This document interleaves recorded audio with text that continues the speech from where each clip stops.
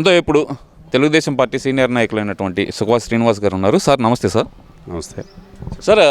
ఎన్నడూ లేని విధంగా గుంటూరు నగరంలో నిన్న జరిగిన సంఘటన అసలు ఎలా చూడాలంటారు? అది జగన్మోహన్ రెడ్డి గారు అధికారం కోల్పోయిన తర్వాత జగన్మోహన్ రెడ్డి గారు ఏం చేశారంటే వాళ్ళ ఇంపార్టెంట్ లీడర్స్ అందరినీ పిలిచి ఈ రాష్ట్రంలో మనం ఏదైతే ఒక లైన్ ఎన్నుకున్నామో, అంటే వాళ్ళు ఎన్నుకున్న రాజకీయ సిద్ధాంతం ఏంటంటే ఫస్ట్ బూతులు తిట్టడం, రెండోది ఏంటంటే రాష్ట్రంలో ఒక అరాచకమైనటువంటి పరిపాలనను మనం కొనసాగించాం. ఇదే అరాచకాన్ని మనం ముందు కూడా కొనసాగించాలి. ఇది మన పార్టీ సిద్ధాంతం, మన బేసిక్ ఇది. కాబట్టి దీన్నే నమ్ముకొని మనం రాజకీయాలు చేయాలి అనేటువంటి ఉద్దేశంతో వాళ్ళందరినీ కూడా మళ్ళీ హితబోధ చేసి ఈ రాష్ట్రంలో శాంతి భద్రతలు లేకుండా మరి శాంతి భద్రతను చిన్నాభిన్నం చేయాలి. ఎందుకంటే ప్రశాంతంగా కొనసాగుతున్నటువంటి ఈ రాష్ట్రంలో బ్రహ్మాండమైనటువంటి పెట్టుబడులు వస్తూ ఉన్నాయి. రాష్ట్రం అభివృద్ధి దిశగా పరిగెడతా ఉంది.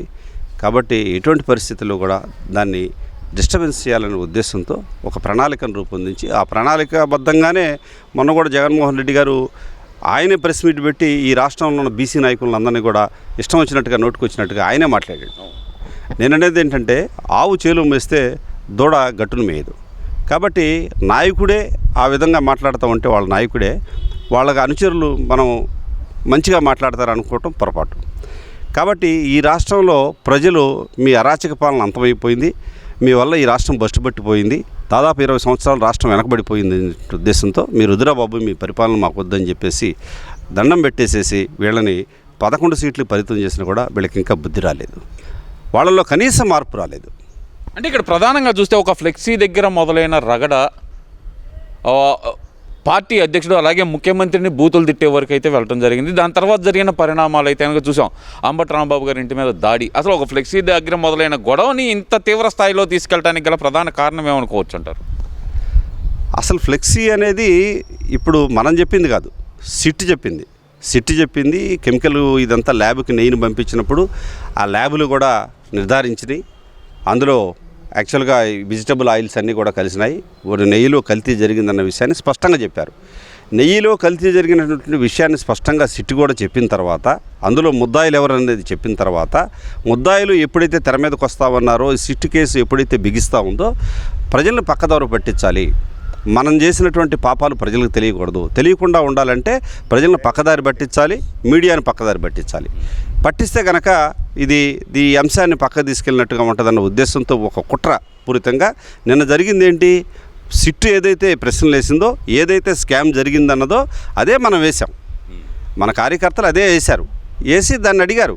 దానికి సమాధానం చెప్పాల్సిన బాధ్యత మీకుంది. ఎందుకంటే మీ ప్రభుత్వంలో జరిగినటువంటి అన్యాయాలు కానీ అక్రమాలు కానీ వాటన్నిటి మీద మేమేం కక్ష సాధింపు చర్యలు చేపట్టట్లేదు. మనం ఏం చేస్తున్నాం, రాజ్యాంగబద్ధంగా ప్రభుత్వ వ్యవస్థలు ఏదైతే ఎంక్వైరీ వ్యవస్థలు ఉన్నాయో ఆ ఎంక్వైరీ వ్యవస్థలను మీ మీద వేసి దాని మీద ఎంక్వైరీ చేయమని అడుగుతా ఉన్నాం. అడిగినప్పుడు దాని గురించి మీరు సమాధానం చెప్పకుండా అక్కడికి వెళ్ళిన తర్వాత మీరు ఫ్లెక్సీ చూశారు, ఫ్లెక్సీ ఇది తీసేయాలా తీయకూడదు అనేది మీరు పోలీస్ స్టేషన్లో వెళ్ళి కంప్లైంట్ ఇవ్వచ్చు. కంప్లైంట్ ఇచ్చిన తర్వాత పోలీసులు చూస్తారు అది ఒకవేళ తీసేయాలా ఉంచాలా అన్నదని. అట్లా కాకుండా నువ్వు ముందు రోజు చూసి మళ్ళీ మరుసటి రోజున మీరంతా కూడా ప్లాన్ చేసుకొని ఒక 100 మంది మీరు అక్కడికి వచ్చేసేసి గొడవ చేయాలి ఇక్కడ అన్నటువంటి ఉద్దేశంతోనే అంబటి రాంబాబు గారు అక్కడ రావడం జరిగింది. అంటే పక్కా ప్లానింగ్ అది. ఆ ప్లానింగ్ ప్రకారం అక్కడికి వచ్చాడు ఆయన. రావడంతో అతను మా వాళ్ళు కూడా అక్కడికి వెళ్ళిన తర్వాత మేము తీయమని చెప్పేసి వాళ్ళు తీయాలని చెప్పేసి వాగ్వాదం జరిగింది. దీంట్లో భాగంగా అతను రెచ్చిపోయాడు. అంబటి రాంబాబు అనేవాడు ముందు ఆంబూతులుగా ఎక్కడికి వచ్చినా అతను ఇష్టం వచ్చినట్టుగా అరుస్తాడనేటువంటి పేరు ఈ రాష్ట్రంలో ఉంది. అందుకనే అంబటి రాంబాబుని ఆంబూతనంగానే ఈ రాష్ట్రంలో అంబటి రాంబాబు మొహం గుర్తొస్తుంది, అరగంటన్నా కూడా అతని ఫేసే గుర్తొస్తుంది. కాబట్టి అటువంటి రాంబాబు ఏంటంటే పిచ్చికొక్కలాగా ఏదో పిచ్చికొక్క గరిసినోడు కనుక ఎలా ప్రవర్తిస్తాడో అలా ప్రవర్తించి అతను నోటికి హద్దు అదుపు లేకుండా భూత పురాణాలు అందుకొని అతను ఇష్టం వచ్చినట్లుగా చంద్రబాబు నాయుడు గారు సతీమణిని గతంలో అసెంబ్లీలో మరి మాట్లాడినటువంటి సందర్భం ఈ రాష్ట్ర ప్రజలంతా కూడా చూశారు. అది మరవకుండానే మళ్ళీ ఈ రోజున మీరు బాధ్యతాయుతమైనటువంటి ప్రతిపక్షంలో ఉండి మీరు మళ్ళీ ఈ రోజున ఒక రాష్ట్ర ముఖ్యమంత్రిని, ఈ రాష్ట్రంలో విజన్ కలిగినటువంటి నాయకుడిని, ఆ నాయకుడిని పట్టుకొని మీరు వాళ్ళ తల్లిగారి గురించి ఈ రోజున మీరు చాలా వరస్ట్గా మాట్లాడారు. అంటే ఇప్పుడు దానికి అంబటి రాంబాబు గారు నిన్న ప్రెస్ మీట్లో మాట్లాడుతూ ఆయన చెప్పింది ఏంటంటే, హీట్ ఆఫ్ ది మూమెంట్లో అక్కడ నన్ను ఎవరైతే చంపడానికి కొట్టడానికి వచ్చి నన్ను తిడుతున్నారో వాళ్ళని తిట్టాను తప్పితే నేను చంద్రబాబు నాయుడు గారిని దూషించలేదు అంటూ మళ్ళీ ఇంకొక మాట అయితే మాట్లాడారు కదా. మరి దాన్ని ఎలా చూడాలంటారు?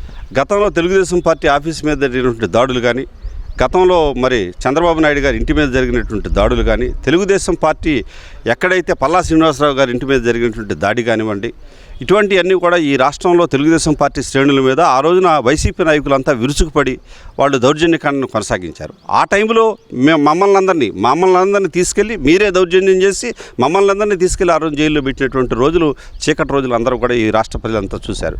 ఆ రోజున మీకు ఇవన్నీ గుర్తు రాలేదా? ఆ రోజున మేము ఏమైనా కోల్పోయామా? మేమేమైనా మాట్లాడలేదు కదా. అంబటి రాంబాబు అనేవాడు ఏం చెప్తా ఉన్నాడు, మా ఇంట్లో నీ రెడ్ బుక్ రాజ్యాంగాన్ని చూసి నా కుక్క కూడా భయపడదంటా ఉన్నాడు. అరెస్ట్ చేసుకోండి అని చెప్పి సవాల్ కూడా చేశాడు. ఆయన ముందు ఏం చెప్తా ఉన్నాడు, నేను పొరపాటున మాట్లాడాను, ఫ్లోలో వచ్చేసింది, ఆ టెంప్టేషన్లో నేనేదో మాట్లాడాను, నేను అట్లా మాట్లాడకుండా ఉండాల్సింది అనేటటువంటి మాట ముందు మాట్లాడాడు. దాని మీద స్టిక్ ఆన్ అయ్యాడా? అవ్వకుండా మళ్ళీ ఏం చేశాడు, వెంటనే మిమ్మల్ని చూసి నేను భయపడను, నేను చంద్రబాబు నాయుడు జగన్మోహన్ రెడ్డి గారి శిష్యుడిని, తర్వాత నన్ను మీరు అరెస్ట్ చేస్తారని మీరు నాకు తెలుసు, మీ రెడ్ బుక్ రాజ్యాంగంలో మా ఇంట్లో కుక్క కూడా భయపడదు, రండి అని చెప్పి అతనే పిలిచాడు. అప్పుడు ఈ రాష్ట్రంలో తెలుగుదేశం పార్టీ ఇప్పటివరకు కూడా నారా చంద్రబాబు నాయుడు గారు అధికారం చేపట్టిన తర్వాత తెలుగుదేశం పార్టీ శ్రేణులందరికీ కూడా మాకు ఇచ్చినటువంటి సూచన ఏంటంటే, ఈ రాష్ట్రంలో జగన్మోహన్ రెడ్డి అరాచకాలకు పాల్పడటానికి సిద్ధంగా ఉన్నాడు. ఎందుకంటే అతను ఎక్కడైతే ఓదార్పు యాత్రలు అని చెప్పేసి ఎవరినన్నా అరెస్ట్ చేస్తే పోవటం, లేకపోతే మీకు తెలిసి తెనాల్లో కూడా దొంగల ముఠ వాళ్ళని అరెస్ట్ చేస్తే వాళ్ళని చూడటానికి కూడా వేల మందిని వేసుకొని పోవటం, అలాగే చీమకుర్తి దగ్గర ఒకసారి ఆ సంఘటన ఏదో జరిగితే అక్కడ రైతులను పరామర్శించడానికి 10,000 మందిని వేసుకొని పోయాడు. ఎక్కడ పోయినా సరే ఇట్లా దౌర్జన్యకాండంగా కొనసాగించాలా, వెళ్ళిన చోటల్లో అరాచకం సృష్టించాలా, అలజడులు సృష్టించాలా, ఈ రాష్ట్రంలో శాంతి భద్రతలు కొనసాగకూడదు, శాంతియుతంగా ఈ రాష్ట్రం ఉండకూడదు, పెట్టుబడులు పెడతానికి ఎవరు కూడా ఈ రాష్ట్రానికి రాకూడదు, పెట్టుబడులు పెట్టే వాళ్ళంతా కూడా ఈ రాష్ట్రంలో ఉన్నటువంటి అలజడులు చూసి పారిపోవాలి, ఈ రాష్ట్రం బస్టు పట్టిపోవాలన్నదే అతను వాళ్ళ ప్రధాన ఉద్దేశం. మరి దీన్ని కులాల మధ్య వివాదం లాగా చూపించే ప్రయత్నం ఎందుకు చేస్తున్నారనుకోవచ్చు అంటారు? అంబటి రాంబాబు గారిని వంగవీటి రంగా శిష్యుడు అంటూ మళ్ళీ కొత్తగా ప్రొజెక్ట్ చేయటం, ఇదంతా అసలు ఎలా చూడాలంటారు? వంగవీటి రంగా అనుచరులని అణిచివేయడానికి చంద్రబాబు పన్నుతున్న వ్యూహం అంటూ మళ్ళీ వాళ్ళ సోషల్ మీడియా కానీ వాళ్ళ మెయిన్ స్ట్రీమ్ మీడియా కానీ అసలు ఎందుకని ఒక ప్రయత్నం చేస్తున్నారనుకోవాలంటారు? అసలు అంబటి రాంబాబు గారికి కాపుల గురించి మాట్లాడే హక్కే లేదు. ఎందుకంటే గతంలో ఒక వీడియో చేసినప్పుడు కాపు కులంలో పుట్టిన వాళ్ళందరూ కూడా మందు తాగుతారు, బిర్యానీ తాగుతారు అని చెప్పేసి అతను చిల్లరగా తిరుగుతూ ఉంటారు, అంత రౌడీజంగా అని చెప్పేసి ఆయనే ఒక సందర్భంలో ఒక మీడియా వాళ్ళు ఇంటర్వ్యూ చేసినప్పుడు ఆయనే స్పష్టంగా చెప్పారు. వాళ్ళు అడిగారు అప్పటికి, మీరు ఏమైనా సర్వే చేశారు ఆ క్యాస్ట్ మీద, ఏంటంటే మీరు అట్లా మాట్లాడతారని చెప్పి. అయినా కూడా అతను చాలా విరుద్ధంగా మాట్లాడి, కాపు కులం నాయకుడిగా చెప్తా ఉన్నాను, కాపు కులంలో నేను పుట్టినందుకు వాళ్ళ మనస్తత్వాలు ఏంటో అనేది నాకు పూర్తిగా తెలుసు అని చెప్పేసి మాట్లాడాడు. అట్లా మాట్లాడటం చాలా శోచనీయం. ఒక కులంలో పుట్టి అదే కులంలో పుట్టినటువంటి వాళ్ళందరినీ కూడా నువ్వు చాలా వరస్ట్గా చిత్రీకరిస్తూ మాట్లాడావు. అటువంటిప్పుడు నువ్వు కాపు నాయకుడిని నాయకుడిని నేను అని చెప్పుకునేటటువంటి హక్కు నీకు ఎక్కడుంది? అదే కాకుండా చంద్రబాబు నాయుడు గారు గతంలో ఇదే కాపుల కోసం రిజర్వేషన్ పెట్టినట్టు ఘనత మాది. అంతేగాని కాపుల్ని మీరు ఎవరు కూడా ఓన్ చేసుకోలేకపోయారు. ఈ రాష్ట్రంలో కాపుల కోసం మేమే ఉన్నాం. ఈ రోజున కూడా మనం పవన్ కళ్యాణ్ గారితో పొత్తు పెట్టుకునే ఈ రోజున ఈ రాష్ట్రంలో కొనసాగుతూ ఉన్నాం. అవన్నీ కూడా మీరు చూసి ఓరవలేక కాపుల మధ్య చిచ్చు పెట్టాలి, కాపుల మధ్య గొడవ పెట్టాలి, పవన్ కళ్యాణ్ గారికి చంద్రబాబు నాయుడికి గ్యాప్ రావాలి, కాపుల్లో గ్యాప్ కనుక వస్తే మనం ఏదన్నా పొలిటికల్ సర్వైవ్ అవుతామనేటువంటి కుట్ర.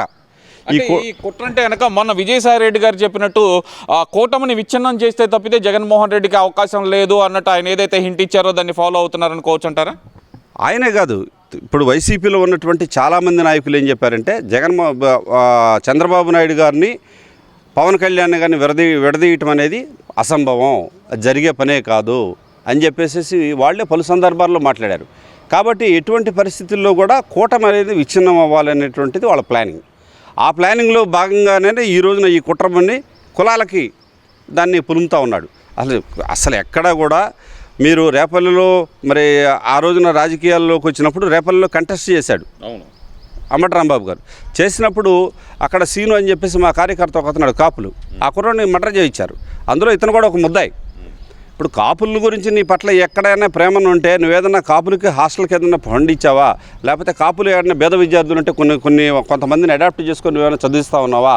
కాపులు గ్రామాలు కొన్ని మరి కనీస సదుపాయాలు లేనటువంటి గ్రామాలు ఉన్నాయి, ఆ గ్రామాలను నువ్వేమైనా అడాప్ట్ చేసుకున్నావా? నువ్వు ఏ విధంగా కాపు నాయకుడిని మాట్లాడుకుంటావు? ఈ రోజున నీ ఇంటి మీదకి ప్రజాగ్రహం, అది ఎక్కడ ఒక కమ్యూనిటీ వచ్చింది కాదు. నువ్వు మాట్లాడినటువంటి మాటలు ఈ రాష్ట్రంలో శాంతి భద్రతలకు విఘాతం కలిగించేలాగా నువ్వు మాట్లాడావు. నువ్వు పక్కా ప్లాన్ ప్రకారం ఈ రోజున నేను చెప్పేది ఏంటంటే, తెలుగుదేశం పార్టీ శ్రేణులు చాలా సంయమనంతో ఉన్నారు. చంద్రబాబు నాయుడు గారి ఆదేశాల ప్రకారం క్రమశిక్షణ కలిగినటువంటి పార్టీలో క్రమశిక్షణ కలిగినటువంటి కార్యకర్తలుగా వాళ్ళు ఎన్ని రకాలుగా మమ్మల్ని ఈ రాష్ట్రంలో ఇష్టం వచ్చినట్టుగా మాట్లాడుతూ ఉన్నాడు. వాళ్ళ అధికారంలో లేకపోయినా కూడా వాళ్ళ నాయకులంతా కూడా ఇప్పుడు కల్తీ మద్యం కేసులో కానివ్వండి, పరకామణి కేసులో కానివ్వండి, లేకపోతే కల్తీ లడ్డు నెయ్యి విషయంలో కానివ్వండి, మేము అడిగినటువంటి ప్రశ్నలకు సమాధానం చెప్పాల్సిన బాధ్యత మీ మీద ఉంది. ఎందుకంటే మీ ప్రభుత్వంలో జరిగినటువంటి స్కాములు ఇవన్నీ, దానికి మీరు అడుగుతూ ఉంటే దానికి సమాధానం చెప్పాల్సింది పోయి మీరు ఇరిటేట్ అయిపోయేసి మీ ఇష్టం వచ్చింగా ఈ రాష్ట్రంలో ఉన్నటువంటి నాయకుడు నిన్న జోగి రమేష్ మాట్లాడతాడు, కొవ్వు బాగా పట్టి మాట్లాడుతూ ఉన్నాడు లోకేష్. వాడెవడు అసలు వాడెవడు లోకేష్ గారి గురించి మాట్లాడే అర్హత అసలు జోగి రమేష్కి ఉందా? ఆ రోజున నేను చంద్రబాబు నాయుడు ఇంటికి వస్తానని చెప్పి నిన్న మాట్లాడు. వాడు దమ్ము ధైర్యం ఉంటే రమ్మనంటే రేపు రమ్మనంటే చూసుకుందాం. ఆ రోజున వీళ్ళని అడ్డం పెట్టుకొని పోలీసుల్ని లేకపోతే గుండాలను వేసుకొని నువ్వు కరకట్ట మీదకి వచ్చేసి దౌర్జన్యం చేయడానికి వచ్చావు. ఆ రోజున అంటే జరిగిపోయింది, అధికారం ఉంది కాబట్టి. ఈ రోజున నీకు దమ్ము ధైర్యం ఉంటే నువ్వు వస్తానంటున్నావు కాబట్టి రేపో ఎల్లుండో మరి నీ మనుషులను తీసుకొని నువ్వు రా చూద్దాం. అసలు కరకట్ట దాకా నువ్వు పోగలవా? ఈ రోజున రంబటి రాంబాబు గారికి జరిగినటువంటి పరిస్థితి ఏదైతే ఈ రాష్ట్రంలో ఉందో, రేపు రాబోయే రోజుల్లో కూడా వైసీపీ నాయకులు ఎవరైతే ఈ రాష్ట్రంలో ఉన్నారో, అంటే ఎక్కడైతే పిచ్చి కుక్కలు రోడ్డు మీదకి వచ్చినప్పుడు ఏమవుతాయి, రాళ్ళు వేసి చంపేస్తారు. ఈ కుక్కలన్నీ కూడా వైసీపీ పిచ్చి కుక్కలన్నీ కూడా ఈ రాష్ట్రంలో కొన్ని పిచ్చి కుక్కలు కరిసిన పిచ్చి కుక్కల్లాగా బయటకు తిరుగుతూ ఉన్నాయి. ఈ పిచ్చి కుక్కలన్నీ ఏం చేస్తున్నాయి అంటే ప్రజాస్వామ్యంలో ఉన్నట్టు ప్రజాస్వామ్యవాదుల మీద దాడి చేస్తూ ఉన్నాయి. ఈ దాడిని కనుక మనం ఆపకపోతే ఈ రాష్ట్రంలో ప్రజాస్వామ్యం బతకదు. అంటే ఈ ఓవరాల్ కాన్సెప్ట్ ఈ అల్లరి అంటే ఇటు జోగి రమేష్ దగ్గర నుంచి కానీ, పేరు నాని కానీ, అంబటి రాంబాబు కానీ ఈ రెచ్చగొట్టే వ్యాఖ్యలు చేయడం తిరుమల లడ్డు ఇష్యూని డైవర్ట్ చేయడానికి అనుకోవచ్చు అంటారా? 100%. తిరుమల లడ్డూని డైవర్ట్ చేయడం వాళ్ళ వల్ల కాదు. ఎందుకంటే వాళ్ళు అందులో వాళ్ళు ఇన్వాల్వ్ అయిపోయి ఉన్నారు. ఖచ్చితంగా వాళ్ళ ఇన్వాల్వ్మెంట్ ఉంది. వాళ్ళు ఏంటంటే ప్రభుత్వం చేస్తున్నటువంటి దర్యాప్తు వేగవంతం అయిపోయింది. మనల్ని అందరినీ కూడా అరెస్ట్ చేసేటటువంటి రోజుల ముందు దగ్గర రాబోతా ఉన్నటువంటి వాళ్ళు దాని మీద అట్లా పట్టలేకపోతూ ఉన్నారు. ఇది ఒకటే కాదు, కల్తీ మద్యం కేసు కానివ్వండి, లేకపోతే పరకామణి కేసు కానివ్వండి, అన్ని కేసులు కూడా బాగా స్పీడ్గా వేగవంతం అయిపోయినాయి. దర్యాప్తులు వేగమవుతున్నప్పుడు ఏమవుతుంది, వాళ్ళు సహనం కోల్పోతూ ఉన్నారు.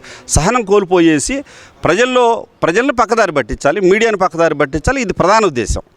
ఈ ఉద్దేశంతోనే వాళ్ళు ఈ కుట్రలన్నీ పన్ని ఈ గొడవలన్నీ సృష్టిస్తూ ఉన్నారు. ఎందుకంటే రాష్ట్రంలో అల్లర్లు చెలరేగాలంటే ఏంటి, ఫస్ట్ మన ప్రవర్తనలో మనం మాట్లాడే విధానంలో మార్పు ఉండాలి. వీళ్ళు ఏం చేస్తూ ఉన్నారు, కావాలని చెప్పేసి బూతులు మాట్లాడుతూ ఉన్నారు. ఎక్కడికి వెళ్ళినా సరే చండాలంగా. ఇప్పుడు మెయిన్ టార్గెట్ ఎవరిని చేస్తూ ఉన్నారు, మన యువనాయకుడు లోకేష్ గారిని, మా జాతీయ అధ్యక్షులు చంద్రబాబు నాయుడు గారిని, వాళ్ళిద్దరిని టార్గెట్ చేసి మాట్లాడుతూ ఉన్నారు మెయిన్. తర్వాత రాష్ట్రంలో ఉన్నటువంటి మంత్రులను టార్గెట్ చేస్తూ ఉన్నారు. మేమేంటంటే ఇప్పటివరకు కూడా చాలా సహనంతో ఉన్నాం. అసలు రాష్ట్రంలో మా కార్యకర్తలు కానీ ఈ రాష్ట్రంలో ఉన్నటువంటి తెలుగుదేశం పార్టీ క్యాడర్ మొత్తం కూడా చాలా చేతులు కట్టేసినట్టు అయిపోయింది మాకు. ఎందుకు మా నాయకుడు మమ్మల్ని ఎవరిని కూడా మీరు తప్పు చేయడానికి వీల్లేదు, ఒక్క అడుగు కూడా మీరు ముందుకు వేయడానికి వీల్లేదంటే 2 అడుగులు వెనక్కేసి చాలా సహనంతో ఉన్నాం. ఈ రోజున అంబటి రాంబాబు గారు మాట్లాడినటువంటి విధానం ఏదైతే ఉందో, రెచ్చగొట్టే విధానం, దాంతో ఆగ్రహ ఆవేశాలు వచ్చేసినాయి. ఈరోజు నిన్న జరిగినటువంటి సంఘటనలో తెలుగుదేశం పార్టీ కార్యకర్తలు ఒక్కళ్ళే కాదు, ప్రజలు ఎవరైతే ఈ రాష్ట్రంలో ప్రజాస్వామ్యాన్ని కోరుకుంటున్నారో ఆ ప్రజలంతా కూడా స్వచ్ఛందంగా వచ్చి అతని మీద దాడి చేశారు. అతను గుర్తించాల్సింది అది. అతను ఒక్కడే కాదు, వైసీపీ శ్రేణులు కూడా గుర్తించాల్సింది. అంటే ఈ రాష్ట్రంలో అభివృద్ధి పదంలో దూసుకుపోతున్నటువంటి ఈ రాష్ట్రం, పెట్టుబడులు వరదల్లో వస్తున్నటువంటి ఈ రాష్ట్రంలో అభివృద్ధి పదంలో దూసుకుపోతా ఉంటే మీరు చూసి ఓర్చుకోలేక ఈ రోజున ఈ విధంగా మీరు ప్రవర్తిస్తున్నారని ప్రజలు గ్రహించారు. కాబట్టి ఇటువంటి ప్రభుత్వానికి కనుక మీరు ఆటంకం కలిగించినా, అటువంటి నాయకులను మీరు ఇబ్బంది పెట్టాలని చూసినా రేపు జరగబోయేటటువంటి ఫలితాలు ఎలా ఉంటాయో నిన్న చూపించారు.